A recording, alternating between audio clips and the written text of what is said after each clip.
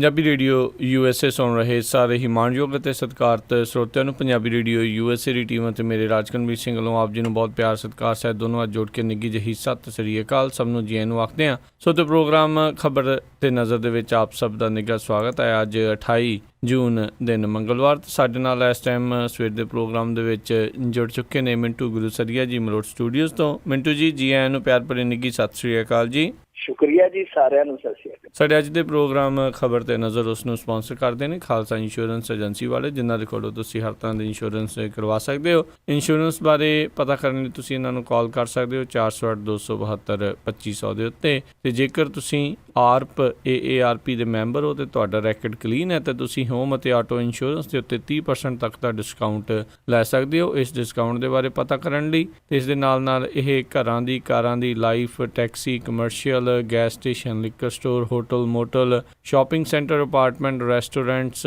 ਇਹਨਾਂ ਸਾਰਿਆਂ ਦੀ ਇੰਸ਼ੋਰੈਂਸ ਵੀ ਕਰਦੇ ਨੇ। 100 ਤੋਂ ਵੱਧ A-ਰੇਟਡ ਕੰਪਨੀਜ਼ ਦੇ ਨਾਲ ਇਹ ਕੰਮ ਕਰਦੇ ਨੇ। ਪੂਰੇ ਅਮਰੀਕਾ ਭਰ ਦੇ ਵਿੱਚ ਇੰਸ਼ੋਰੈਂਸ ਕਰਦੇ ਨੇ। ਵਧੇਰੇ ਜਾਣਕਾਰੀ ਲਈ ਇਹਨਾਂ ਨੂੰ ਕਾਲ ਕਰੋ 408-272-2500 4082722500 ਤੇ ਇਸ ਦੇ ਨਾਲ ਸੁਰਜੀਤ ਸਿੰਘ ਗੁਰਾਇਆ ਤੇ ਮਹਿੰਦਰ ਕੌਰ ਗੁਰਾਇਆ ਸੈਨ ਹੋਜ਼ੇ ਤੋਂ, ਇਹਨਾਂ ਦਾ ਵੀ ਬਹੁਤ ਬਹੁਤ ਧੰਨਵਾਦ। ਜੇਕਰ ਤੁਸੀਂ ਵੀ ਇਸ ਪ੍ਰੋਗਰਾਮ ਨੂੰ ਸਪਾਂਸਰ ਕਰਨਾ ਚਾਹੁੰਦੇ ਹੋ ਸੰਪਰਕ ਕਰ ਸਕਦੇ ਹੋ ਨੰਬਰ 408-722-7698 4087227698 ਦੇ ਉੱਤੇ। ਮਿੰਟੂ ਜੀ, ਗੱਲਬਾਤ ਦਾ ਸਿਲਸਿਲਾ ਆਪਾਂ ਹੁਣ ਸ਼ੁਰੂ ਕਰਦੇ ਹਾਂ। ਕੁਰਾਨ ਸ਼ਰੀਫ ਦੀ ਬੇਅਦਬੀ ਮਾਮਲੇ ਦੇ ਵਿੱਚ ਦੋਸ਼ੀ ਪੁਲਿਸ ਅੜਿੱਕੇ ਆਏ। ਇਹ ਪੁਲਿਸ ਨੇ ਦਾਅਵਾ ਕੀਤਾ ਹੈ ਜੀ ਕਿ 3 ਜਿਹੜੇ ਦੋਸ਼ੀ ਹੈ ਪਵਿੱਤਰ ਕੁਰਾਨ ਸ਼ਰੀਫ ਦੀ ਬੇਅਦਬੀ ਕਰਨ ਵਾਲੇ, ਉਹਨਾਂ ਨੂੰ ਅਸੀਂ ਜੁੱਪ ਲਿਆ ਵਾ। ਤੇ 3 ਗ੍ਰਿਫਤਾਰੀਆਂ ਜਿਹੜੀਆਂ ਇਹ ਦੱਸਦੇ ਆ ਕਿ ਪਟਿਆਲੇ ਤੋਂ ਹੋਈਆਂ ਨੇ, ਜਿੱਥੋਂ ਇਹ ਦਿੱਲੀ ਨਿਕਲਣ ਦੀ ਕੋਸ਼ਿਸ਼ ਕਰਦੇ ਪਏ ਸਨ। ਤੇ ਰਸਤੇ ਦੇ ਵਿੱਚ ਇਹਨਾਂ ਨੂੰ ਟਰੈਪ ਕੀਤਾ ਗਿਆ। ਕਿਸੇ ਮੁਖਬਰ ਨੇ ਇਹਨਾਂ ਨੂੰ ਇਤਲਾਹ ਦਿੱਤੀ ਕਿ ਇਹ ਲੋਕ ਨੇ ਜਿਨ੍ਹਾਂ ਨੇ ਬੇਅਦਬੀ ਕੀਤੀ ਹੈ ਤੇ ਜਿਹੜੇ ਹੁਣ ਦਿੱਲੀ ਭੱਜਣ ਲੱਗੇ ਆ। ਫਿਰ ਇਹਨਾਂ ਨੇ ਟਰੈਪ ਕੀਤਾ। ਇਹ ਪੁਲਿਸ ਦੀ ਕਹਾਣੀ ਹੈ, ਔਰ ਪੁਲਿਸ ਦੀ ਕਹਾਣੀ ਜਿਹੜੀ ਹੈ ਉਹ ਸਾਉਣ ਮਹੀਨੇ ਦੇ ਬੱਦਲ ਵਾਂਗ ਹੁੰਦੀ ਹੈ ਜੀ, ਵਰਗੀ ਤੇ ਕਈ ਵਾਰੀ ਸਾਉਣ ਸੁਕਾਈ ਆ। ਇਹ ਪੁਲਿਸ ਦਾ ਦਾਅਵਾ ਹੈ। ਔਰ ਇਹਦੇ ਵਿੱਚ ਜਿਹੜੇ ਫੜੇ ਗਏ ਆ 3 ਦੋਸ਼ੀ, ਉਹਨਾਂ ਚੋਂ ਇੱਕ ਦਿੱਲੀ ਦਾ, 2 ਗੁਰਦਾਸਪੁਰ ਜ਼ਿਲ੍ਹੇ ਦੇ ਆ। ਔਰ ਜਿਹੜੇ ਗੁਰਦਾਸਪੁਰੀਏ ਆ ਉਹ ਦੋਵੇਂ ਆਪਸ ਦੇ ਵਿੱਚ ਪਿਓ ਪੁੱਤ ਲੱਗਦੇ ਆ। ਔਰ ਉਹਨਾਂ ਚੋਂ ਇੱਕ ਸ਼ਾਇਦ ਅਤੀਤ ਦੇ ਵਿੱਚ ਬਾਹਰੋਂ ਵੀ ਗਿਆ, ਪਤਾ ਨਹੀਂ ਕੈਨੇਡਾ ਕਿ ਅਮਰੀਕਾ ਚੋਂ, ਜਿੱਥੋਂ ਤੱਕ ਹੁਣ ਪਤਾ ਲੱਗਿਆ। ਕਿਉਂਕਿ ਇਹ ਸ਼ਾਮੀ ਪ੍ਰੈਸ ਕਾਨਫਰੰਸ ਕੀਤੀ ਇਹਨਾਂ ਨੇ, ਪੁਲਿਸ ਵਾਲਿਆਂ ਨੇ। ਹਾਲੇ ਪੂਰੀਆਂ ਗੱਲਾਂ ਜਿਹੜੀਆਂ ਕਲੀਅਰ ਨਹੀਂ ਹੋ ਰਹੀਆਂ ਜੀ। ਪਰ ਜਿਹੜੀ ਮੁੱਢਲੀ ਇਹਨਾਂ ਨੇ ਕਹਾਣੀ ਪੇਸ਼ ਕੀਤੀ ਹੈ ਉਹ ਇਹ ਪੇਸ਼ ਕੀਤੀ ਹੈ ਕਿ ਇਹ ਜਿਹੜੇ ਵਿਅਕਤੀ ਸਨ ਇਹ ਜ਼ਿਆਤੀ ਤੌਰ ਤੇ ਇਸ ਗੱਲੋਂ ਪਰੇਸ਼ਾਨ ਸੀਗੇ ਕਿ ਸਾਡੇ ਇਲਾਕੇ 'ਚ ਆ ਕੇ ਦਹਿਸ਼ਤਗਰਦ ਹੈ ਜਿਹੜੇ ਹਮਲਾ ਕਰ ਜਾਂਦੇ। ਕਹਿੰਦੇ ਕਿ ਇਹਨਾਂ ਦਾ ਪਿੰਡ ਉੱਥੇ ਸੀ ਪਠਾਨਕੋਟ ਦੇ ਲਾਗੇ। ਇਹ ਆਂਦੇ ਵੀ ਤਾਰੋਂ ਪਾਰ ਜਿਹੜੇ ਇੱਥੇ ਅੱਤਵਾਦੀ ਆਉਂਦੇ ਸਾਡਾ ਖੂਨ ਖਰਾਬਾ ਕਰ ਜਾਂਦੇ ਆ। ਉਸ ਗੁੱਸੇ ਦੇ ਵਿੱਚ ਇਹਨਾਂ ਨੇ ਇਸ ਘਟਨਾ ਨੂੰ ਅੰਜਾਮ ਦਿੱਤਾ ਵਾ। ਇਹ ਹੁਣ ਕਹਾਣੀ ਪਤਾ ਨਹੀਂ ਕਿਹਦੇ ਹਜਮ ਆਏਗੀ, ਹਾਜ਼ਮੇ ਦੇ ਸਿਰ ਤੇ ਆ, ਕਿਹਦੇ ਹਜਮ ਆਉਂਦੀ ਹੈ, ਕਿਹਦੇ ਨਹੀਂ ਆਉਂਦੀ। ਇਹ ਮੇਰੇ ਖਿਆਲ ਦੇ ਨਾਲ ਇਹ ਇੱਕ ਬਹੁਤ ਵੱਡਾ ਵਿਸ਼ਾ ਹੋਏਗਾ ਕਿ ਕਿਹਨੂੰ ਜ਼ਿਆਦਾ ਹਜਮ ਆਉਂਦੀ ਹੈ। ਪਰ ਕਹਾਣੀ ਦੇ ਕਈ ਪਹਿਲੂ ਹੈ ਕਿ ਦੇਖੋ, ਇੱਕ ਜੀਂਦ ਦਾ ਦੱਸਿਆ ਜਾ ਰਿਹਾ, ਜੀਂਦ ਤੇ ਪਠਾਨਕੋਟ ਦਾ ਬੜਾ ਫਰਕ ਹੈ ਕਿ ਇਹਨਾਂ ਦਾ ਆਪਸ 'ਚ ਤਾਲਮੇਲ ਕਿਵੇਂ ਹੋਇਆ। ਚਲੋ ਪਿਓ ਪੁੱਤ ਦੀ ਮੱਤ ਰਲ ਗਈ ਕਿ ਇਹ ਜੀ ਆਪਣਾ ਨੁਕਸਾਨ ਕਰਦੇ ਆ, ਆਪਾਂ ਇਹਨਾਂ ਦੇ ਭਾਈਚਾਰੇ ਦੀਆਂ ਭਾਵਨਾਵਾਂ ਨੂੰ ਨੁਕਸਾਨ ਪਹੁੰਚਾਈਏ। ਇਹ ਕਿਸ ਤਰ੍ਹਾਂ ਹੋ ਗਿਆ ਕਿ ਜੀਂਦ ਵਾਲੇ ਦੀ ਵੀ ਮਾਨਸਿਕਤਾ ਇਹਨਾਂ ਵਰਗੀ ਤੇ ਇਹਨਾਂ ਦੀ ਵੀ। ਇਸ ਸਵਾਲ ਦਾ ਹਾਲੇ ਕੋਈ ਇਹਨਾਂ ਨੇ ਜਵਾਬ ਨਹੀਂ ਦਿੱਤਾ। ਦੂਜੀ ਗੱਲ ਇਹ ਹੈ ਕਿ ਜੇ ਇਹ ਫੜੇ ਜਾ ਸਕਦੇ ਆ ਜੀ, ਇੰਨੇ ਘੰਟਿਆਂ ਦੇ ਵਿੱਚ ਫੜੇ ਜਾ ਸਕਦੇ ਆ, ਤੇ ਫਿਰ ਉਹ ਜਿਹੜੇ ਬਰਗਾੜੀ ਵਾਲੇ ਸਨ ਉਹ ਕਿੱਧਰ ਗਏ, ਜਿਨ੍ਹਾਂ ਨੇ ਇਹ ਸਾਰਾ ਸਿਲਸਿਲਾ ਚਲਾਇਆ ਉਹ ਕਿੱਧਰ ਗਏ, ਕਿ ਜਿਨ੍ਹਾਂ ਨੇ ਗੁਰੂਸਰ ਦੇ ਵਿੱਚ ਪਤਾ ਨਹੀਂ ਕਿੰਨੇ ਪਿੰਡਾਂ ਦੇ ਵਿੱਚ ਇਹ ਕਹਿਰ ਵਰਤਾਇਆ ਔਰ ਅੱਜ ਤੱਕ ਉਹ ਅਨਰੇਸ। ਜੇ ਤੁਸੀਂ ਇਹ ਕਰ ਸਕਦੇ ਹੋ ਤੇ ਉੱਥੇ ਤੁਹਾਡੀ ਕਾਬਲੀਅਤ ਕਿੱਥੇ ਗਈ ਸੀਗੀ, ਇਹ ਵੀ ਆਪਣੇ ਆਪ ਦੇ ਵਿੱਚ ਸਵਾਲ ਹੈ। ਔਰ ਤੀਜਾ, ਜੇ ਪੁਲਿਸ ਦੀ ਕਹਾਣੀ ਤੇ ਆਪਾਂ ਖਿੱਚ ਧੂ ਕੇ ਇਤਬਾਰ ਕਰ ਵੀ ਲਈਏ ਤੇ ਫਿਰ ਉਹਨਾਂ ਦੀ ਮਾਨਸਿਕਤਾ ਤੇ ਤਰਸ ਆਉਂਦਾ।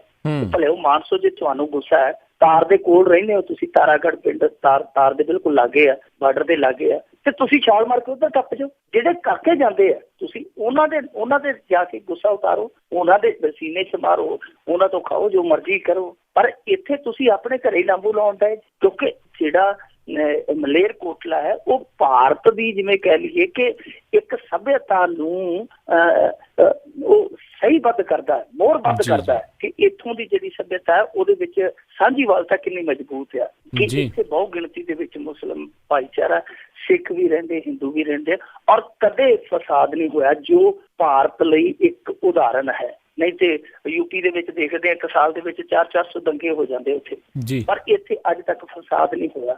ਸੋ ਇਹ ਤੁਸੀਂ ਕੀ ਕਰਨ ਡਏ ਹੋ? ਜੇ ਤੁਹਾਨੂੰ ਗੁੱਸਾ ਹੈ, ਕਿਸੇ ਤੇ ਗਿਲਾ ਹੈ, ਤਾਰੋਂ ਪਾਰ ਆਉਂਦੇ ਤੇ ਫਿਰ ਤਾਰ ਪਾਰ ਜਾ ਕੇ ਤੁਸੀਂ ਬਦਲੇ ਲਓ।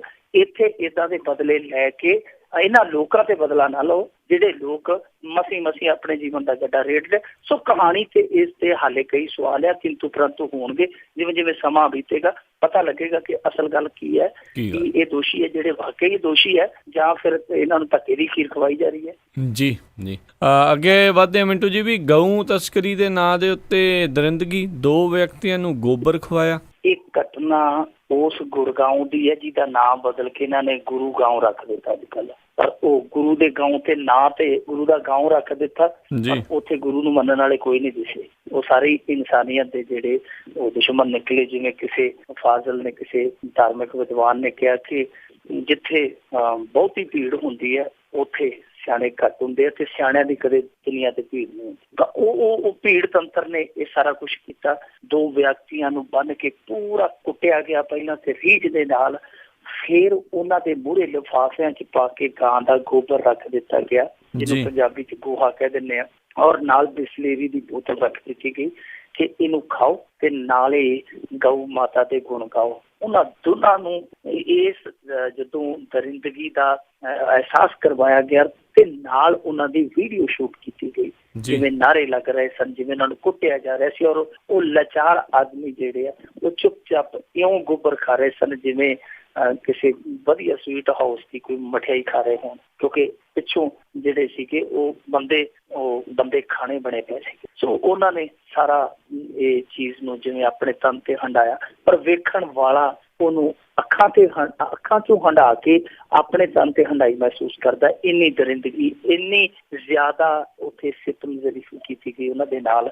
ਇਸ ਤੋਂ ਬਾਅਦ ਹੁਣ ਇਹ ਮਾਮਲਾ ਜਿਹੜਾ ਚਰਚਾ ਦੇ ਵਿੱਚ ਆਇਆ, ਪਰ ਸਵਾਲ ਸਭ ਤੋਂ ਵੱਡਾ ਇਹ ਹੈ ਕਿ ਗਊ ਤਸਕਰੀ ਦੇ ਨਾਂ ਤੇ ਗੁੰਡਾਗਰਦੀ ਕਿਉਂ, ਕਦੋਂ ਤੱਕ ਚੱਲੇਗੀ? ਸਾਡੇ ਪੰਜਾਬ ਦੇ ਵਿੱਚ ਵੀ 5-7 ਲੰਡਰ ਟੋਲੇ ਰਲੇ ਆ ਜੀ, ਉਹ ਜਿਹਨੂੰ ਜੀ ਕਰਦਾ ਚੁੱਕ ਕੇ ਢਾ ਲੈਂਦੇ ਆ। ਇਹ ਜੀ ਗਾਵਾਂ ਲੈ ਕੇ ਚੱਲਿਆ ਸੀਗਾ। ਹੁਣ ਦੇਖੋ, ਇੱਕ ਡਰਾਈਵਰ ਕੰਡਕਟਰ ਆ, ਬੜੀ ਸਿੰਪਲ ਜੀ ਗੱਲ ਹੈ, ਬੜੀ ਸਿੱਧੀ ਸਾਦੀ ਗੱਲ ਆ।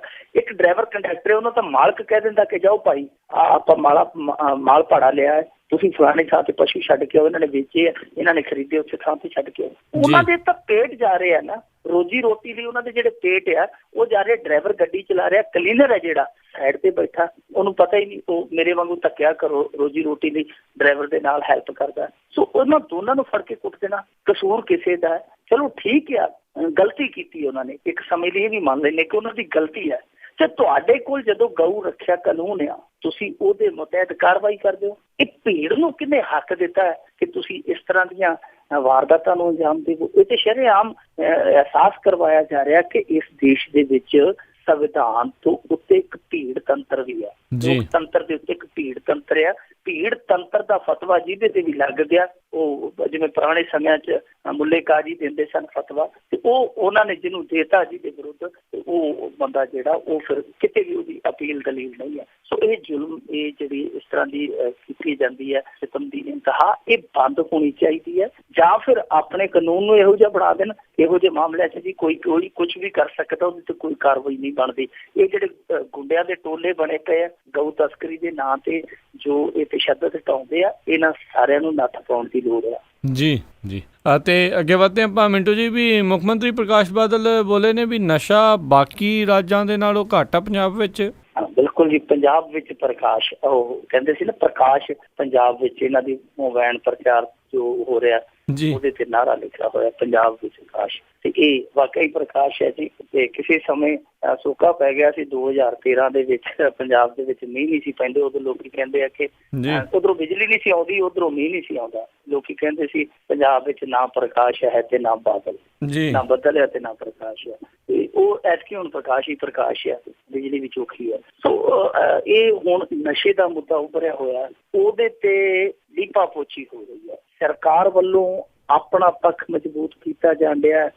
ਸੁਣਨ ਦੇ ਵਿੱਚ ਤੇ ਆਇਆ ਕਿ ਡੋਪ ਟੈਸਟ ਜਿਹੜੇ ਰੱਖੇ ਗਏ ਉਹਨਾਂ ਦਾ ਮੰਤਵ ਹੀ ਇਹ ਹੈ ਕਿ ਮਨਾ ਦਿੱਤਾ ਜਾਵੇ, ਕਿਉਂਕਿ ਕਿਸੇ ਨੇ ਕਿਹਾ ਸੀਗਾ ਕਿ ਇੱਕ ਝੂਠ ਨੂੰ ਜੇ ਵਾਰ-ਵਾਰ ਦੁਹਰਾਈ ਜਾਈਏ ਤੇ ਦੁਨੀਆ ਸੱਚ ਮੰਨ ਲਏ। ਟੈਲੀਵਿਜ਼ਨਾਂ ਤੇ ਵੀ ਇਹੀ ਕੁਛ ਚੱਲੀ ਜਾਂਦਾ ਕਿ ਪੰਜਾਬ ਨੂੰ ਬਦਨਾਮ ਕੀਤਾ ਜਾ ਰਿਹਾ, ਅਖਬਾਰਾਂ 'ਚ ਵੀ ਇਹੋ ਹੈ, ਸੋਸ਼ਲ ਮੀਡੀਆ ਤੇ ਵੀ ਟੀਮਾਂ ਐਕਟਿਵ ਹੈ ਕਿ ਨਹੀਂ ਭਾਈ ਸਾਡਾ ਪੰਜਾਬ ਇਹੋ ਜਿਹਾ ਨਹੀਂ। ਸਰਜੀਤ ਕੁਮਾਰ ਜੈਨੀ ਤਾਂ ਰੱਖਿਆ ਹੀ ਇਸੇ ਕੰਮ ਲਈ ਹੈ, ਉਹਨੂੰ ਤਾਂ ਗੱਡੀ ਲਾਲ ਬੱਤੀ ਵਾਲੀ ਇਸੇ ਕੰਮ ਲਈ ਦਿੱਤੀ ਹੈ ਕਿ ਉਹਨੇ ਕੁਝ ਕਹਿਣਾ ਆ।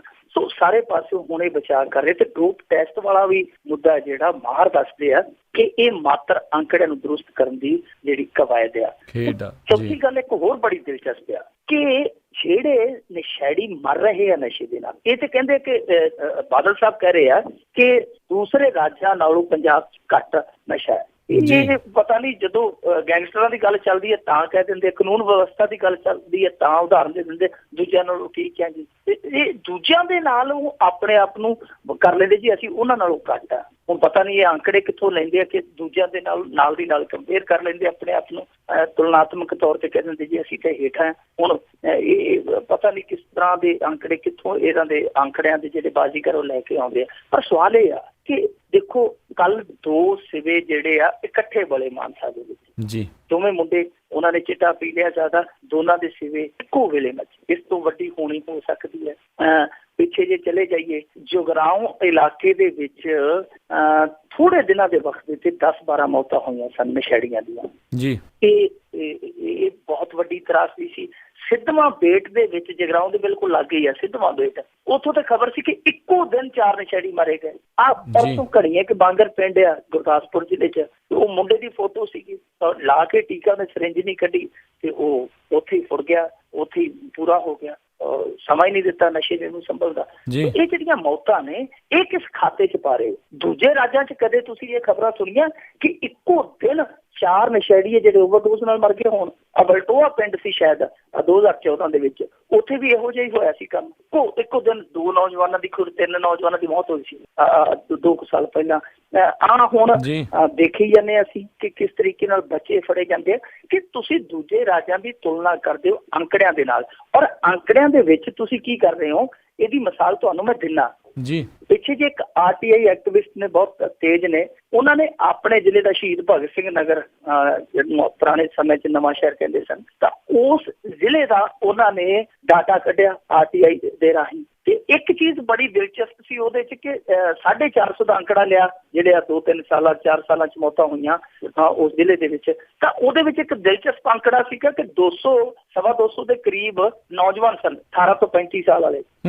ਤੇ ਉਹਨਾਂ ਨੂੰ ਸ਼ੱਕ ਹੋਇਆ ਕਿਉਂਕਿ ਉਹਨਾਂ ਦੀ ਮੌਤ ਦਾ ਕਾਰਨ ਜਿਹੜਾ 90 ਦੇ ਕਰੀਬ ਮੌਤਾਂ ਦਾ ਕਾਰਨ ਦਿਲ ਦਾ ਦੌਰਾ ਦੱਸਿਆ ਗਿਆ।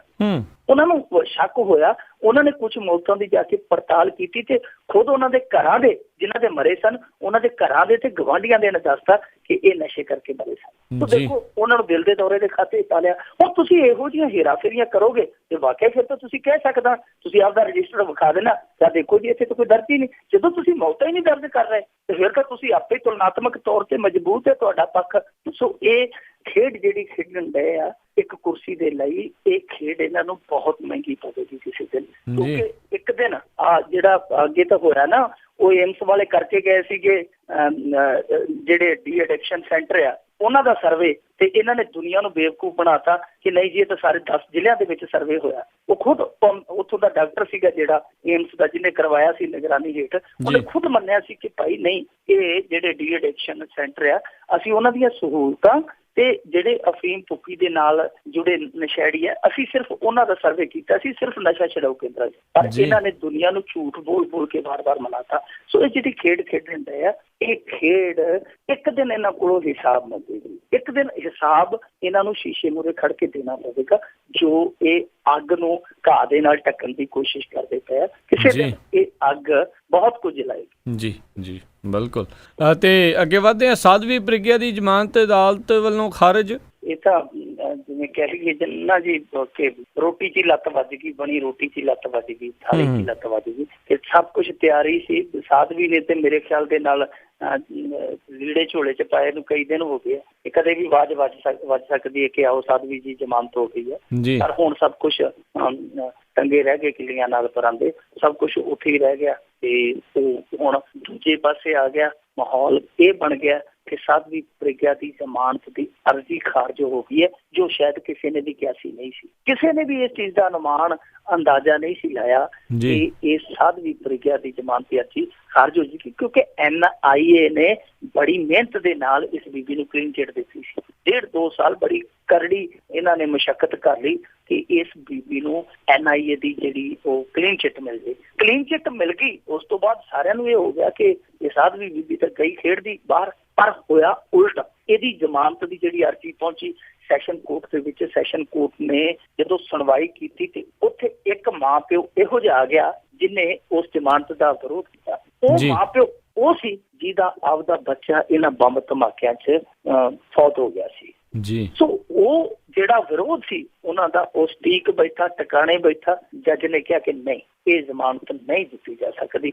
ਸੋ ਇੱਕ ਵਾਰੀ ਸਾਧਵੀ ਪ੍ਰਗਿਆ ਜਿਹੜੀ ਉਹ ਫਿਰ ਦਾਲ ਜਿਹੜੀ ਜੇਲ੍ਹ ਦੀ ਹੈ ਉਹ ਛਕੇਗੀ। ਹੁਣ ਕਿੰਨਾ ਚਿਰ ਛਕੇਗੀ? ਕੋਈ ਨਵੀਂ ਵਿਉਂਤ, ਕੋਈ ਨਵਾਂ ਰਸਤਾ ਖੁੱਲ੍ਹਦਾ, ਕਿਉਂਕਿ ਹਾਲੇ ਸੈਸ਼ਨ ਨੇ ਜ਼ਮਾਨਤ ਖਾਰਜ ਕੀਤੀ ਹੈ, ਹਾਈ ਕੋਰਟ, ਸੁਪਰੀਮ ਕੋਰਟ ਪਏ ਆ, ਤਾਂ ਉੱਥੇ ਅਪਰੋਚ ਹੋ ਸਕਦੀ ਹੈ, ਕਿਉਂਕਿ ਜ਼ਮਾਨਤ ਹਰੇਕ ਦਾ ਹੱਕ ਆ। ਪਰ ਇੱਥੋਂ ਜ਼ਮਾਨਤ ਨਾ ਮਿਲਣ ਦਾ ਮਤਲਬ ਹੈ ਕਿ ਹਾਲੇ ਇਹਦੇ ਜਿਹੜੇ ਮੁਸੀਬਤਾਂ ਦੇ ਦੌਰ ਆ ਮੁੱਕੇ ਨਹੀਂ, ਹਾਲੇ ਮੁਸੀਬਤਾਂ ਖੜੀਆਂ ਨੇ। ਪਰ ਸਾਧਵੀ ਪ੍ਰਗਿਆ ਜ਼ਮਾਨਤ ਇੰਨੀ ਆਸਾਨੀ ਨਾਲ ਪਾ ਵੀ ਨਹੀਂ ਸਕਦੀ।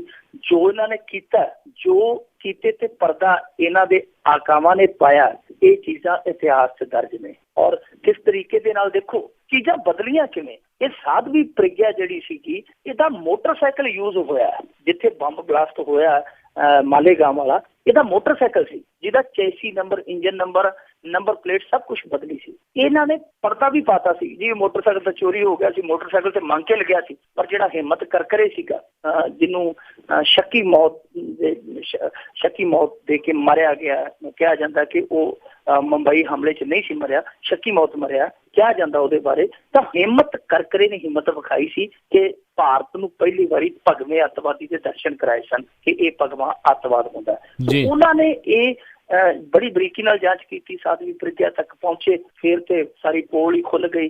ਅਸੀਮਾ ਆਨੰਦ ਕਿਧਰੇ, ਜਿਹੜਾ ਕਰਨਲ ਪ੍ਰੋਹਤ, ਅਭਿਨਵ ਸੈਨਾ, ਅਭਿਨਵ ਭਾਰਤ, ਇਸ ਤਰ੍ਹਾਂ ਦੀਆਂ ਬਹੁਤ ਸਾਰੀਆਂ ਚੀਜ਼ਾਂ ਜਿਹੜੀਆਂ ਖੁੱਲ ਕੇ ਸਾਹਮਣੇ ਆ ਗਈਆਂ। ਹੁਣ ਚੀਜ਼ਾਂ ਬਦਲਦੀਆਂ ਕਿਵੇਂ ਆ ਕਿ ਜਿਵੇਂ ਸਰਕਾਰ ਬਦਲੀ, ਉਹ ਜੀ ਨਾਰਕੋ ਟੈਸਟ ਆਖੇ ਜੀ ਕਰਨਲ ਪ੍ਰੋਹਤ ਦਾ ਉਹ ਭਰੋਸੇਯੋਗ ਨਹੀਂ ਸੀ, ਉਹ ਵੀ ਬਦਲ ਗਿਆ। ਅਸੀਮਾ ਆਨੰਦ ਦਾ ਜਿਹੜਾ ਇਕਬਾਲੀਆ ਬਿਆਨ ਜੀ, ਉਹ ਡੰਡੇ ਦੇ ਜ਼ੋਰ ਤੇ ਦੇ ਕੇ ਕੀਤਾ ਗਿਆ ਸੀ, ਉਹ ਨਹੀਂ ਮੰਨਾਂਗੇ। ਫਿਰ ਕਹਿੰਦੇ ਜੀ ਸਾਧਵੀ ਪ੍ਰਗਿਆ ਜਿਹੜੀ ਉਹ ਤੇ ਬਿਲਕੁਲ ਬੇਦੋਸ਼ੀ, ਉਹ ਤੇ ਨਿਰਦੋਸ਼ ਆ, ਉਹਦਾ ਮੋਟਰਸਾਈਕਲ ਤੇ ਹੈ ਹੀ ਨਹੀਂ ਸੀ, ਸੋ ਉਹਨੂੰ ਕਲੀਨ ਚਿੱਟ ਦਿਵਾਤੀ। ਯਾਨੀ ਚੀਜ਼ਾਂ ਏਡੀ ਜਲਦੀ ਬਦਲੀਆਂ। ਪਰ ਇਹ ਏਡੀਆਂ ਚੀਜ਼ਾਂ ਹੌਲੀਆਂ ਨਹੀਂ ਜਿਨ੍ਹਾਂ ਨੂੰ ਇੰਨੀ ਛੇਤੀ ਬਦਲ ਦਿੱਤਾ ਜਾਵੇ, ਕਿਉਂਕਿ ਇਹਨਾਂ ਬੰਬ ਧਮਾਕਿਆਂ ਦੀ ਇੱਕ ਲੜੀ ਸੀ ਜਿਹੜੀ 2002 ਤੋਂ ਸ਼ੁਰੂ ਹੋ ਕੇ 2006-07 ਤੱਕ ਚੱਲੀ ਹੈ। ਤੇ ਇਹਦੇ ਵਿੱਚ ਨੰਦੇੜ ਕੀ, ਅਜਮੇਰ ਸ਼ਰੀਫ ਕੀ, ਅਹਿਮਦਾਬਾਦ ਕੀ ਬਹੁਤ ਥਾਵਾਂ ਤੇ ਬਲਾਸਟ ਹੋਏ। ਔਰ ਇਹਨਾਂ ਦੇ ਸਾਰਾ ਆਕੇ ਜਿਹੜੇ ਬੈਠੇ ਆ ਉਹਨਾਂ ਦੀ ਇਹ ਰੂਪ ਰੇਖਾ ਸੀਗੀ। ਜੇ ਹੁਣ ਜੁਡੀਸ਼ਰੀ ਇਸ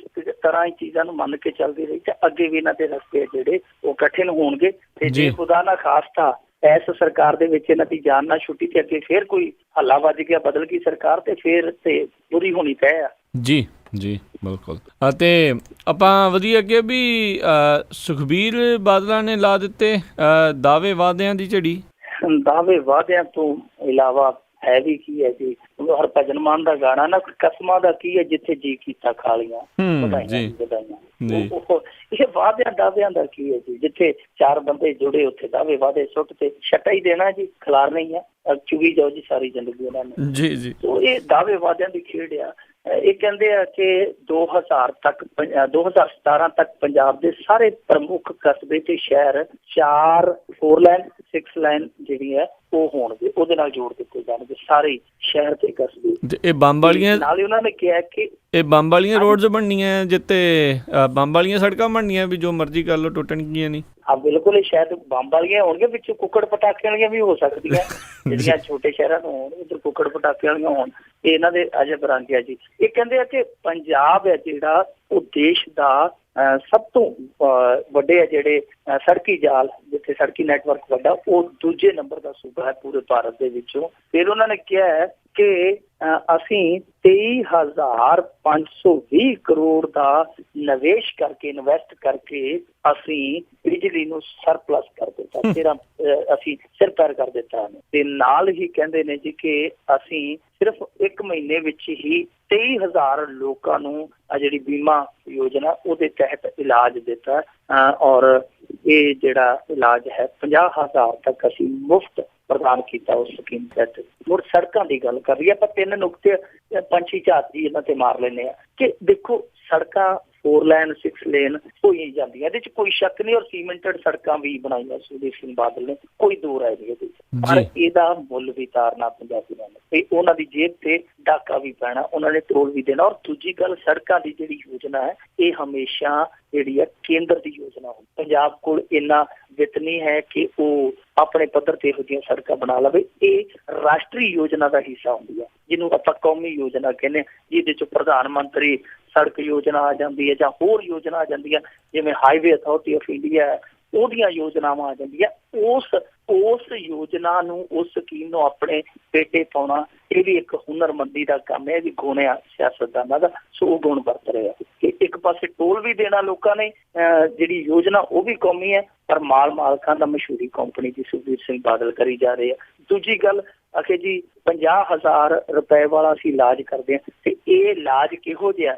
ਪਿੱਛੇ ਜੀ ਆਪਾਂ ਖਬਰ ਪੜ੍ਹੀ ਸੀ ਕਿ 13 ਹਸਪਤਾਲ ਜਿਹੜੇ ਇਹਨਾਂ ਨੇ ਲਿਸਟ ਕੀਤੇ ਸੀਗੇ, 50-60 ਹਸਪਤਾਲ, ਉਹਨਾਂ ਦੇ ਵਿੱਚੋਂ 13 ਹਸਪਤਾਲ ਇੱਕੋ ਸੱਟੇ ਇਹਨਾਂ ਨੇ ਬਾਹਰ ਕੀਤੇ ਜੀ ਗੜਬੜੀਆਂ। ਤੇ ਉਹ 13 ਕਿਉਂ ਬਾਹਰ ਕੀਤੇ? ਉਹਨਾਂ ਦੇ ਵਿੱਚ ਊਣ ਪਈਆਂ ਸੀ ਤਾਂ ਹੀ। ਹੁਣ ਕਹਿਣਗੇ ਜੀ ਅਸੀਂ ਉਹ ਹੇਰਾਫੇਰੀਆਂ ਕਰਦੇ ਸੀ, ਉਹ ਠੀਕ ਕਰਦੇ, ਤੇ ਕੀ ਹੇਰਾਫੇਰੀਆਂ ਹੁਣ ਰੁਕ ਗਈਆਂ? ਕੰਮ ਤੇ ਉਹੀ ਚੱਲੀ ਜਾਂਦਾ। ਉਹ ਪੈਸੇ ਪਹਿਲਾਂ ਰਖਾ ਲੈਂਦੇ ਆ, ਲਿਆਓ ਅਸੀਂ ਇਲਾਜ ਕਰਦੇ ਹਾਂ, ਤਾਂ ਪਹਿਲਾਂ ਘਰੋਂ ਲਿਆਓ, ਛੱਲੀ ਪੂਣੀ ਅਗਲਾ ਦੇ ਕੇ ਉੱਥੇ ਆਪਦਾ ਬੰਦਾ ਬਚਾਉਂਦਾ, ਤੇ ਫਿਰ ਜਦੋਂ ਉੱਤੋਂ ਪੈਸਾ ਆ ਜਾਂਦਾ, ਜਦੋਂ ਹਸਪਤਾਲ ਕੋਲ ਮੰਗਦੇ, ਉਦੋਂ ਉਹਨਾਂ ਦੇ ਨੱਕ ਬੁੱਲ ਹੋਰ ਹੁੰਦੇ ਆ। ਇਹ ਬੀਮਾ ਯੋਜਨਾ ਦਾ ਸੱਚ ਹੈ। ਤੇ ਰਹੀ ਗੱਲ ਹੁਣ ਜਿਹੜੀ ਬਿਜਲੀ ਵਾਲੀ, ਕਿ ਬਿਜਲੀ ਵਾਲੀ ਇੱਥੇ ਆਪਾਂ 3 ਕੁ ਦਿਨ ਪਹਿਲਾਂ ਦੀ ਆਪਾਂ ਖਬਰ ਕੀਤੀ ਹੈ, ਜਿਹਦੇ ਚ ਕਿਹਾ ਗਿਆ ਸੀ ਕਿ 1.5 ਅਰਬ ਦੀ ਬਿਜਲੀ ਹੈ ਜਿਹੜੀ ਪਹਿਲੇ 5 ਦਿਨਾਂ ਚ ਖਰੀਦੀ ਗਈ ਹੈ। ਹੁਣ ਦੇਖੋ, ਇਹ ਕਹਿੰਦੇ ਕਿ 23,520 ਕਰੋੜ ਦਾ ਨਿਵੇਸ਼ ਕਰਕੇ ਅਸੀਂ ਬਿਜਲੀ ਸਰਪਲਸ ਕਰ ਲਈ ਹੈ, ਤੇ 1.5 ਅਰਬ ਦੀ ਬਿਜਲੀ ਜਿਹੜੀ ਹੈ 5 ਦਿਨਾਂ ਚ ਖਰੀਦ ਰਹੇ। ਇਹਦਾ ਮਤਲਬ ਕਿ ਅਖਬਾਰ ਜਾਂ ਤੇ ਝੂਠ ਬੋਲਦੇ ਆ, ਤੇ ਜਾਂ ਤੁਹਾਡੇ ਆંકੜੇ ਝੂਠ ਬੋਲਦੇ। ਜੇ ਅਖਬਾਰ ਝੂਠ ਬੋਲਦੇ ਆ ਤੇ ਸਦੋ ਉਹਨਾਂ ਨੂੰ ਅਦਾਲਤਾਂ ਦੇ ਵਿੱਚ, ਕਿਉਂਕਿ ਇੱਕ ਅਖਬਾਰ ਨੇ ਨਹੀਂ, ਉਹ ਸਟੋਰੀ 4-5 ਅਖਬਾਰਾਂ ਨੇ ਲਾਈ ਕਿ ਪਹਿਲਾਂ ਸ਼ੁਰੂਆਤੀ 5 ਦਿਨਾਂ ਚ ਜਦੋਂ ਝੋਨਾ ਲੱਗਿਆ, ਕਿ ਉਦੋਂ ਡੇਲੀ ਦੀ 40-50 ਕਰੋੜ ਰੁਪਏ ਦੀ ਬਿਜਲੀ ਹੈ ਇੱਕ ਦਿਨ ਦੀ ਇਹਨਾਂ ਨੇ ਖਰੀਦੀ। ਸੋ ਇਹ ਜਿਹੜੇ ਸਾਰੇ ਦਾਅਵੇ ਵਾਅਦੇ ਆ, ਇਹ ਤੇ ਕੱਚੇ ਰੰਗ ਵਰਗੇ ਆ ਜੀ, ਜਿਵੇਂ ਗੁਰਦਾਸ ਮਾਨ ਕਹਿੰਦਾ, ਕੱਚੇ ਰੰਗ ਦਾ ਉਹ ਕੀ ਲਾਉਣਾ, ਜਿਹੜਾ ਬੂੰਦ ਪਈ ਲੈ ਜਾਵੇ। ਇਹ ਤੇ ਬੂੰਦ ਪਈ ਤੋਂ ਖੁਰ ਜਾਣਾ, ਜੇ ਸੱਚ ਦਾ ਇੱਕ ਛਿੱਟਾ ਮਾਰ ਦਈਏ ਰੰਗ ਲੈ ਜਾਣਾ, ਕੱਚਾ ਰੰਗ ਲੈ ਜਾਣਾ। ਪਰ ਅਫਸੋਸ ਸਾਡੇ ਜਿਹੜੇ ਪੰਜਾਬੀ ਹੈ, ਉਹ ਅੱਖਾਂ ਚੋਂ ਪਾਣੀ ਤੇ ਬਹੁਤ ਵਹਾਈ ਜਾਂਦੇ ਆ, ਥੋੜਾ ਜਿਹਾ ਪਾਣੀ ਦਿਮਾਗ ਚੋਂ ਕੱਢ ਲੈਣ ਤੇ ਇਸ ਰੰਗ ਤੇ ਛੱਟਾ ਮਾਰ ਲੈਣ, ਸਾਰਾ ਥੱਲੋਂ ਨਿਕਲ ਆਉਣਾ ਕੱਚਾ। ਬਿਲਕੁਲ ਜੀ। ਅੱਗੇ ਵਧਦੇ ਹਾਂ ਮਿੰਟੂ ਜੀ। ਵੀ ਅਕਾਲੀ ਨੇਤਾ ਨੇ ਯੂਪੀ 'ਚ ਮਾਰੀ ਠੱਗੀ, ਲੈ ਗਈ ਪੁਲਿਸ, ਜ਼ਮਾਨਤ ਖਾਰਜ, ਕੁਰਕੀ ਦਾ ਨੋਟਿਸ। ਇਹ ਲੀਡਰ ਹੈ ਜਿਹੜਾ ਨਿਹਾਲ ਸਿੰਘ ਵਾਲੇ ਦੇ ਨਜ਼ਦੀਕ ਦਾ ਸੀ, ਤੇ ਇਹ ਪਿਓ ਪੁੱਤਰ ਹੀ ਇਸ ਕੇਸ ਦੇ ਵਿੱਚ ਨਾਮਜ਼ਦ ਨੇ। ਇੱਕ ਦਾ ਨਾਮ ਮੁਖਤਿਆਰ ਸਿੰਘ ਆ, ਪਿਓ ਦਾ ਨਾਮ, ਤੇ ਪੁੱਤ ਦਾ ਨਾਮ ਸ਼ਾਇਦ ਰਣਜੀਤ ਸਿੰਘ ਆ ਜੀ। ਇਹਨਾਂ ਨੇ ਯੂਪੀ ਦੀਆਂ 2 ਫਰਮਾਂ ਤੋਂ ਚੌਲ ਖਰੀਦਿਆ। ਸ਼ਾਇਦ ਕੁੱਲ ਰਕਮ ਉਹਨਾਂ ਦੀ ਬਣਦੀ ਸੀ 32 ਲੱਖ। ਵੈਸੇ ਠੱਗੀ ਹੈ ਜਿਹੜੀ 2 ਕਰੋੜ ਦੀ ਦੱਸੀ ਦੀ ਹੈ, ਪਰ 2 ਫਰਮਾਂ ਵੱਲੋਂ ਹਾਲ ਦੀ ਘੜੀ ਜੋ ਇੱਥੇ ਮੁਕੱਦਮਾ ਦਰਜ ਹੋਇਆ, ਉਹਦੇ ਚ ਇਹਨਾਂ ਨੇ 32 ਲੱਖ ਰੁਪਏ ਦੇ ਚੌਲ ਖਰੀਦੇ ਸਨ, ਤੇ ਮੁੜ ਕੇ ਆਨਾਕਾਨੀ ਕਰਨ ਲੱਗ ਪਏ। ਅੱਜ ਦਿਆਂਗੇ, ਕੱਲ ਦਿਆਂਗੇ, ਪਰਸੋਂ ਦਿਆਂਗੇ। ਇਹਨਾਂ ਨੂੰ ਪਤਾ ਲੱਗ ਗਿਆ ਕਿ ਇਹਨਾਂ ਦੀ ਅੱਜ ਕੱਲ ਪਰਸੋਂ ਚੌਥ ਕੋਈ ਵੀ ਨਹੀਂ ਆਉਣੀ। ਇਸ ਕਰਕੇ ਉਹਨਾਂ ਨੇ ਪੁਲਿਸ ਕੋਲ ਜਾ ਕੇ ਕਿਹਾ ਕਿ ਸਾਡੀ ਜਿਹੜੀ ਹੈ ਠੱਗੀ ਹੋਈ। ਜਦੋਂ ਇਹਨਾਂ ਕੋਲ ਮਾੜਾ ਜਿਹਾ ਭੱਜੇ ਨੱਠੇ, ਤੇ ਇਹਨਾਂ ਨੇ 2 ਚੈੱਕ ਦੇ ਦਿੱਤੇ 10-10 ਲੱਖ ਦੇ, ਤੇ 10-10 ਲੱਖ ਦੇ ਚੈੱਕ ਸੀਗੇ ਜਿਹੜੇ ਉਹ ਇਕੱਲੇ ਕਾਗਜ਼ੀ ਸੀ ਜਾਂ ਵਿੱਚ ਕੋਈ 10 ਪੈਸਿਆਂ ਦੀ ਸ਼ਾਹੀ ਸੀਗੀ, ਉਹ ਖਾਤੇ 'ਚ ਕੱਖ ਵੀ ਨਹੀਂ। ਜਦੋਂ ਚੈੱਕ ਲਾਏ ਤੇ ਚੈੱਕ ਵੀ ਬਾਉਂਸ ਹੋ ਗਏ, ਯਾਨੀ ਹੇਰਾ ਫੇਰੀ ਦੇ ਉੱਤੋਂ ਜਿਹੜੀ ਆ ਡਬਲ ਹੇਰਾ ਫੇਰੀ। ਫਿਰ ਉਹਨਾਂ ਨੇ ਇਹ ਮੁਕੱਦਮਾ ਦਰਜ ਕਰਵਾ ਦਿੱਤਾ। ਹੁਣ ਪੁਲਿਸ ਹੈ ਜਿਹੜੀ ਅਕਾਲੀ ਨੇਤਾ ਮੁਖਤਿਆਰ ਸਿੰਘ ਦੀਆਂ ਮੁਸ਼ਕਾਂ ਬੰਨ ਕੇ ਲੈ ਗਈ ਹੈ ਯੂਪੀ, ਜ਼ਮਾਨਤ ਵੀ ਲਾਈ, ਜ਼ਮਾਨਤ ਖਾਰਜ ਹੋ ਗਈ ਤੇ ਨਾਲ ਜਦੋਂ ਪੁਲਿਸ ਉਹਨੂੰ ਲੈ ਕੇ ਗਈ ਤੇ ਬਾਹਰ ਕੁਰਕੀ ਦਾ ਨੋਟਿਸ ਵੀ ਲਾ ਗਈ ਉਹਦੇ ਮੁੰਡੇ ਲਈ ਕਿ ਕਾਕਾ ਛੇਤੀ ਆ ਕੇ ਨਵੇੜ ਲਾ, ਨਹੀਂ ਤੇ ਜਿਹੜੇ ਮਰੱਬੇ ਬਣਾਏ ਤੇਰੇ ਪਿਓ ਨੇ ਇਹ ਵੀ ਕੁਰਕ ਕਰਕੇ ਨਾਲ ਅਟੈਚ ਕਰ ਦਿਆਂਗੇ। ਹੁਣ ਜ਼ਮਾਨਤ ਖਾਰਜ ਹੋ ਚੁੱਕੀ ਹੈ, ਕਾਕਾ ਜੀ ਪ੍ਰਬੰਧ ਕਰਦੇ ਪਏ ਹੋਣੇ ਆ ਕਿ ਕਿਸੇ ਤਰੀਕੇ ਨਾਲ ਇਹ ਸਿਆਪਾ ਨਵੇੜੀਏ। ਪਰ ਜੋ ਇਹ ਚੀਜ਼ਾਂ ਵਾਪਰ ਰਹੀਆਂ, ਜਿਵੇਂ ਹੁਸ਼ਿਆਰਪੁਰ ਦਾ ਜਿਹੜਾ ਜ਼ਮੀਨ ਘੁਟਾਲਾ ਗੂੰਜ ਰਿਹਾ ਹੈ, ਇੱਧਰੋਂ ਆ ਜਿਹੜੇ ਡੱਡੀ ਛੱਡੀ ਹੋਈ ਇਹ ਗੜਾਏ ਕਰੀ ਜਾਂਦੇ ਨੌਕਰੀ ਘੁਟਾਲੇ 'ਚ, ਇੱਧਰੋਂ ਇਹੋ ਜਿਹੇ ਚੰਨ ਚਾੜੀ ਜਾਂਦੇ ਆ।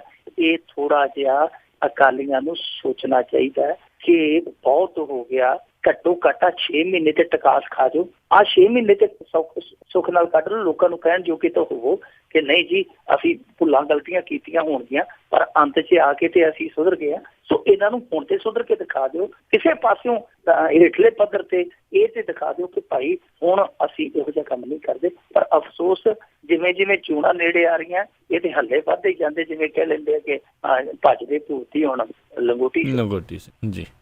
ਅਤੇ ਅੱਗੇ ਵਧਦੇ ਹਾਂ ਵੀ ਕੌਮੀ ਖਿਡਾਰਨਾਂ ਝੋਨਾ ਲਾਉਣ ਲਈ ਮਜਬੂਰ।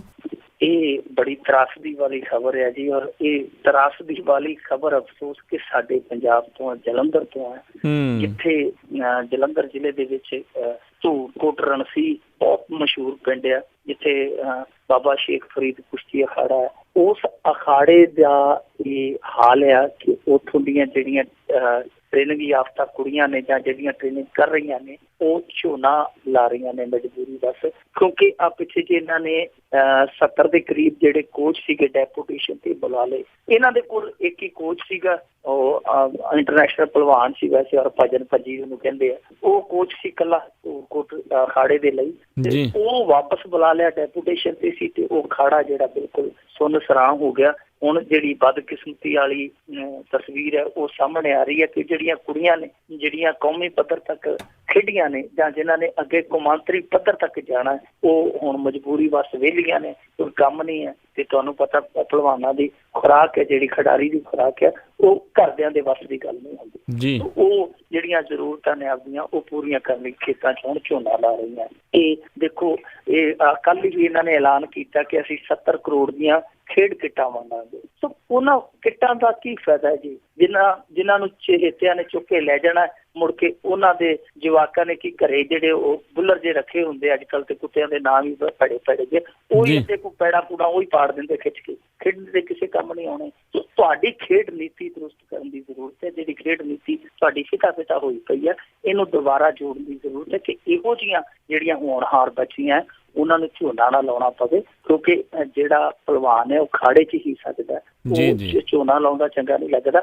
ਹਰਿਆਣੇ ਦੇ ਵਿੱਚੋਂ ਇਹੋ ਜਿਹੀਆਂ ਤਸਵੀਰਾਂ ਸਾਹਮਣੇ ਆਈਆਂ ਸਨ ਕਿ ਉਹ ਕੁੜੀਆਂ ਜਿਹੜੀਆਂ ਸੀਗੀਆਂ ਸ਼ਾਇਦ ਕਬੱਡੀ ਵਾਲੀਆਂ ਸੀ, ਉਹ ਕਣਕ ਵੱਢ ਰਹੀਆਂ ਸੀ। ਉਹ ਇੱਕ ਤਸਵੀਰ ਹੀ ਮੀਡੀਆ 'ਚ ਆਈ ਤਾਂ ਉਹਨਾਂ ਨੇ ਰਾਤੋਂ ਰਾਤ ਪ੍ਰਬੰਧ ਕਰ ਦਿੱਤਾ ਸੀ। ਕਿਤੇ ਵੀ ਕੋਈ ਜ਼ਿਲ੍ਹਾ ਪੱਧਰ ਤੋਂ ਜਾਂ ਸਟੇਟ ਪੱਧਰ ਤੋਂ ਕੋਈ ਖਿਡਾਰੀ ਆਇਆ ਤੇ ਉਹਦੀ ਕੋਈ ਸੁਣਵਾਈ ਨਹੀਂ ਹੋ ਰਹੀ, ਕੋਈ ਉਹਨੂੰ ਸਹੂਲਤ ਨਹੀਂ ਮਿਲ ਰਹੀ, ਤੇ ਉਹ ਰਾਤੋਂ ਰਾਤ ਹੀ ਉਹਨਾਂ ਨੇ ਐਲਾਨ ਕਰ ਦਿੱਤਾ ਸੀ ਕਿ ਭਾਈ ਸਾਡੇ ਕੋਲ ਨਾਂ ਲਿਖਾਓ, ਤੇ ਫਿਰ ਰਾਤੋਂ ਰਾਤ ਹੀ ਨੋਟਿਸ ਹੋ ਗਿਆ ਸੀ ਕਿ ਹੁਣ ਪੰਜਾਬ ਸਰਕਾਰ ਜਾਗੇਗੀ ਉਹਦਾ ਹਰਿਆਣੇ ਵਾਂਗ। ਇਹ ਕਹਿ ਦਿੰਦੇ ਆ ਕਿ ਅਸੀਂ ਹਰਿਆਣੇ ਤੋਂ ਵੀ ਅੱਗੇ ਹਾਂ, ਅਸੀਂ ਫਲਾਣੇ ਤੋਂ ਵੀ ਅੱਗੇ ਹਾਂ, ਅਸੀਂ ਧਮਕਾਣੇ ਤੋਂ ਵੀ ਅੱਗੇ ਹਾਂ।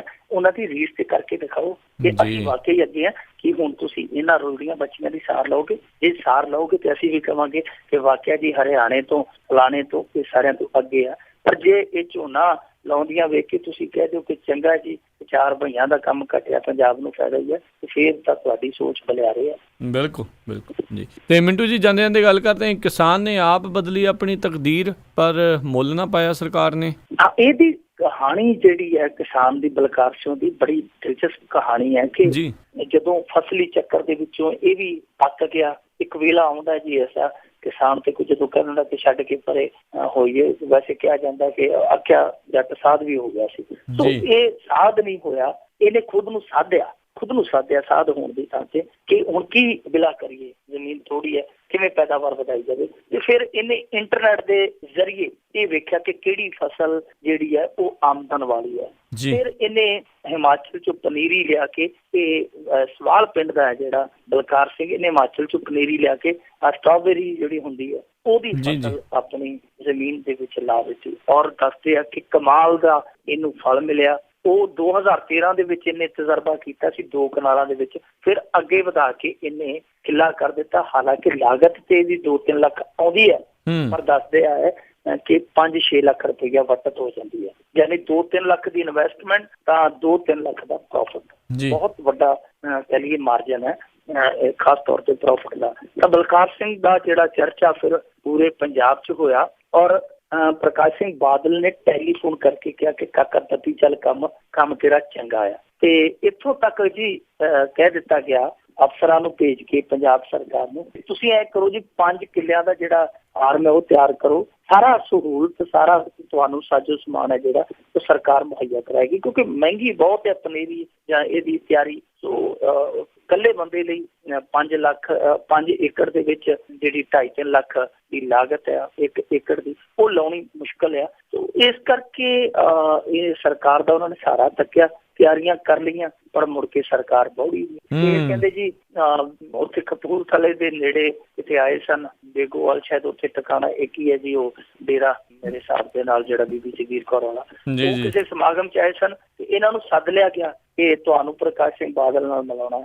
ਪਰ ਦੇਖੋ ਸਰਕਾਰ ਦੀ ਕਾਰਗੁਜ਼ਾਰੀ, ਸੱਦ ਕੇ ਇਸ ਬੰਦੇ ਨੂੰ ਜਲੀਲ ਕਰਕੇ ਮੋੜਿਆ ਗਿਆ, ਕਿਸੇ ਨੇ ਮਿਲਣ ਨਹੀਂ ਦਿੱਤਾ।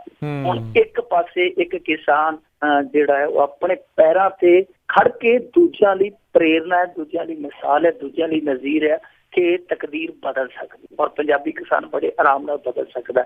ਸਰਕਾਰ ਉਹਦਾ ਹੌਸਲਾ ਵਧਾਉਣ ਦੀ ਥਾਂ ਲਾਰੇ ਲਾ ਕੇ ਉਹਨੂੰ ਜ਼ਲੀਲ ਕਰਦੀ ਹੈ। ਤੇ ਫਿਰ ਜਦੋਂ ਕਿਤੇ ਬੈਠੇ ਹੁੰਦੇ ਬਾਦਲ ਸਾਹਿਬ, ਉਹ ਰਾਜਾ ਵੜਿੰਗ ਕਹਿੰਦਾ ਹੁੰਦਾ ਕਿ ਬਾਦਲ ਫਿਰ ਜਿਹੜਾ ਪੱਗ ਜਿਹੜੀ ਢਿੱਲੀ ਜੀ ਕਰਕੇ ਕਹਿੰਦਾ ਕਿ ਯਾਰ ਤੁਸੀਂ ਖੇਤੀ ਛੱਡ ਦਿਓ, ਬੱਕਰੀਆਂ ਰੱਖ ਲਓ, ਬੱਕਰੀਆਂ ਦੀਆਂ ਮੀਂਗਣਾ ਜਿਹੜੀਆਂ ਕੋਠੇ ਤੇ ਸੁਕਾ ਲਓ, ਕੋਠੇ ਤੇ ਸੁਕਾ ਕੇ ਉਹਨਾਂ ਨੂੰ ਚੰਗੀ ਤਰ੍ਹਾਂ ਸਾਂਭ ਲਓ। ਸੁਖਬੀਰ ਗਿਆ ਵਾ ਅਮਰੀਕਾ, ਉਹ ਮੀਂਗਣਾ ਦਾ ਸੌਦਾ ਕਰੇਗਾ ਤੇ ਫਿਰ ਆਪਣੀਆਂ ਮੀਂਗਣਾ ਜਿਹੜੀਆਂ 350-400 ਨੂੰ ਕਿਲੋ ਵਿਕਿਆ ਕਰਨਗੇ। ਰਾਜਾ ਵੜਿੰਗ ਇਸ ਤਰ੍ਹਾਂ ਕਹਿੰਦਾ ਹੁੰਦਾ। ਸੋ ਉਹਦਾ ਆਪਦਾ ਸਿਆਸੀ ਪ੍ਰੋਪੇਗੰਡਾ, ਪਰ ਇਹ ਇੱਕ ਕਹਿ ਸਕਦੇ ਹਾਂ ਕਿ ਸਰਕਾਰ ਦੀ ਜਿਹੜੀ ਹੈ ਉਹ ਨਜ਼ਰ ਅੰਦਾਜ਼ੀ ਇਹ ਟੁੰਬਦੀ ਹੈ, ਕਿਉਂਕਿ ਜੇਕਰ ਤੁਸੀਂ ਇਸ ਤਰ੍ਹਾਂ ਦੇ ਕਿਸਾਨਾਂ ਨੂੰ ਪ੍ਰਮੋਟ ਕਰੋਗੇ, ਸਹੂਲਤ ਦਿਓਗੇ, ਤਾਂ ਦੂਜੇ ਕਿਸਾਨ ਵੀ ਇਸ ਫਸਲੀ ਚੱਕਰ ਚੋਂ ਬਾਹਰ ਆ ਸਕਦੇ ਆ। ਔਰ ਜੇ ਫਸਲੀ ਚੱਕਰ ਚੋਂ ਬਾਹਰ ਆ ਗਏ ਤਾਂ ਸਮਝ ਲਓ ਇਹ ਇਕੱਲੇ ਆਪਣੇ ਤਕਦੀਰ ਨੂੰ, ਆਪਣੇ ਭਵਿੱਖ ਨੂੰ ਨਹੀਂ ਸੰਵਾਰ ਜਾਣਗੇ, ਪੰਜਾਬ ਦੀਆਂ ਆਉਣ ਵਾਲੀਆਂ ਨਸਲਾਂ ਲਈ ਵੀ ਬਹੁਤ ਕੁਝ ਕਰ ਜਾਣਗੇ। ਨਹੀਂ ਤਾਂ ਝੋਨੇ ਨੇ ਤੇ ਛੱਡਣਾ ਹੀ ਕੱਖ ਨਹੀਂ ਛੱਡਣਾ। ਜੀ ਬਿਲਕੁਲ। ਤੇ ਬਹੁਤ ਬਹੁਤ ਧੰਨਵਾਦ ਕਰਦੇ ਹਾਂ ਮਿੰਟੂ ਜੀ ਤੁਹਾਡਾ, ਤੁਸੀਂ ਸਾਡੇ ਨਾਲ ਜੁੜੇ, ਇਹਨਾਂ ਖਬਰਾਂ ਬਾਰੇ ਸਾਨੂੰ ਵਿਸਤਾਰ ਦੇ ਵਿੱਚ ਜਾਣਕਾਰੀਆਂ ਦਿੱਤੀਆਂ। ਅਗਲੇ ਬੁਲੇਟਿਨ ਤੱਕ ਲਈ ਤੁਹਾਡਾ ਬਹੁਤ ਬਹੁਤ ਧੰਨਵਾਦ, ਮਿਹਰਬਾਨੀ, ਸਤਿ ਸ਼੍ਰੀ ਅਕਾਲ। ਸ਼ੁਕਰੀਆ, ਸਤਿ ਸ਼੍ਰੀ ਅਕਾਲ। ਤੋ ਸਰੋਤਿਓ, ਇੱਥੇ ਹੀ ਸਾਡਾ ਅੱਜ ਦਾ ਇਹ ਪ੍ਰੋਗਰਾਮ ਖਬਰ ਤੇ ਨਜ਼ਰ ਹੁਣ ਸਮਾਪਤ ਹੁੰਦਾ ਹੈ। ਹੁਣ ਮੈਨੂੰ ਰਾਜਕਰਮਵੀਰ ਸਿੰਘ ਨੂੰ ਵੀ ਇਜਾਜ਼ਤ ਦਿਓ। ਮੇਰੇ ਵੱਲੋਂ ਵੀ ਆਪ ਸਭ ਨੂੰ ਬਹੁਤ ਪਿਆਰ ਸਤਿਕਾਰ ਸਹਿਤ ਦੋਨੋਂ ਜੋੜ ਕੇ ਨਿੱਘੀ ਜਿਹੀ ਸਤਿ ਸ਼੍ਰੀ ਅਕਾਲ। ਯੂਨੀਵਰਸਿਟੀ ਰਹੋ, ਹੱਸਦੇ ਖੇਲਦੇ ਰਹੋ ਤੇ ਸੁਣਦੇ ਰਹੋ ਪੰਜਾਬੀ ਰੇਡੀਓ USA।